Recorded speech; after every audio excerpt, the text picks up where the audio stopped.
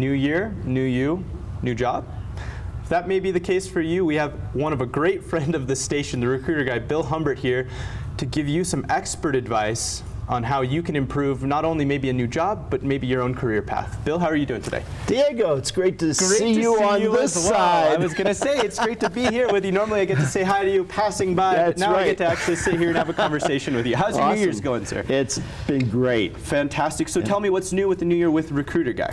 Well, Recruiter Guy has 4 businesses. Okay. I have a speaking business, I have an author business, I have a contract recruiting business, and then I do executive career transition work. So it's going to be a busy year. Busy year. Yes. What's the biggest on the agenda for you this year? The biggest on the agenda is my new book that's coming out in February, early March. Which I'm super excited to talk about. Oh, me too. It's Employee 5.0. Secrets of a Successful Job Search in a New World Order.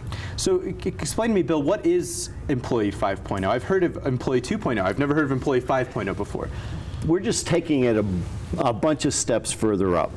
Employee 5.0 is a person who constantly has their search on simmer, ready to turn it to boil immediately. And most people take their careers, and what they do, they're like jellyfish.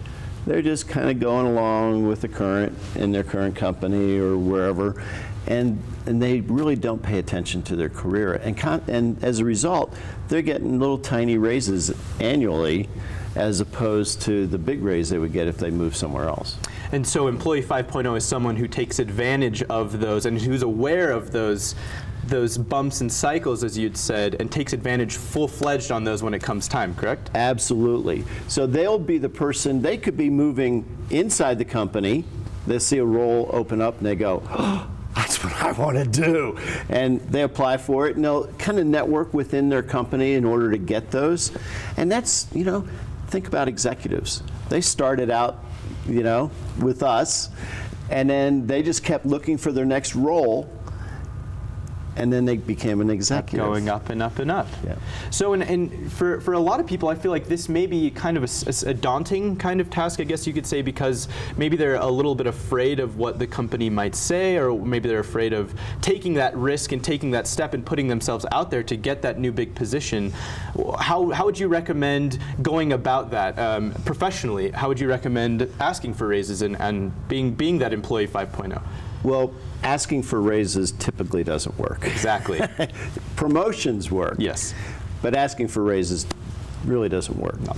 And so the person that is Employee 5.0 is a person who's constantly making positive, measurable impacts. And they're doing the things they love, so they're having fun too. That's how you grow, because you constantly make impacts, and then you can point back to those impacts when you're going for your next position.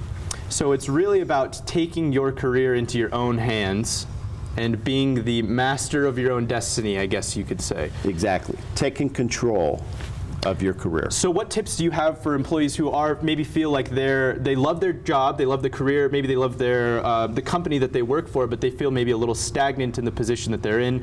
What steps or what tips would you give them to get to that next level?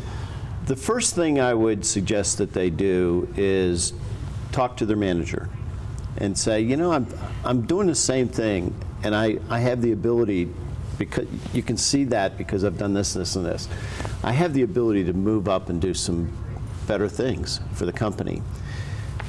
And then see if they take the hint. The bait. And if they say, no, we've got a lot of work in this group and blah, blah, blah, that means they're not going to move you forward.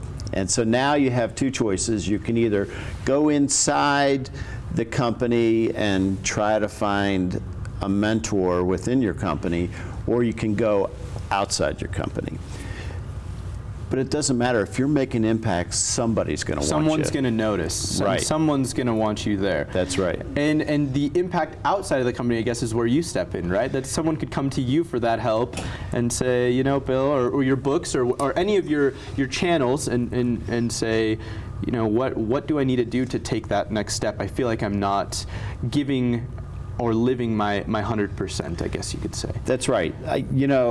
If they are really diligent about updating their LinkedIn profile so that their accomplishments are out on LinkedIn, either I or some other recruiter somewhere else is going to see that.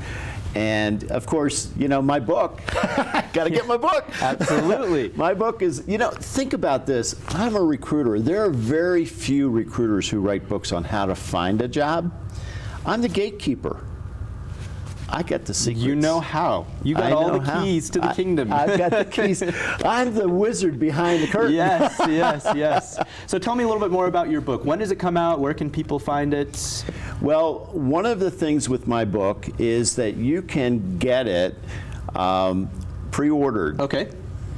Through Lisa at lisahagenbooks.com. Okay. And you can pre-order, and as soon as it's released, you can get a copy of it. Very nice. And we expect the softcover copy to come out probably mid-February. All the proofreading is done, and we're ready for the next step to move forward. So what they'll do is they'll take all the results of the proofreading, and then they'll send it to me. They'll send me the final look for the book. I'll give it approval or not, say tweak this, and then it's on its way. Well, we're really excited to see that one as well. And I guess speaking on your other channels that you're public speaking and you're recruiting as well. What plans do you have? Do you have any big talks coming up in the next couple months? What are you up to? I'm very excited. I've got webinars that I do 2 or 3 or 4 times a month for different webinar companies, and those are all on the recruiting topics. On February 19th, I'm speaking at DeMatha High School in Hyattsville, Maryland. Very nice. And that'll be fun to speak with the students there.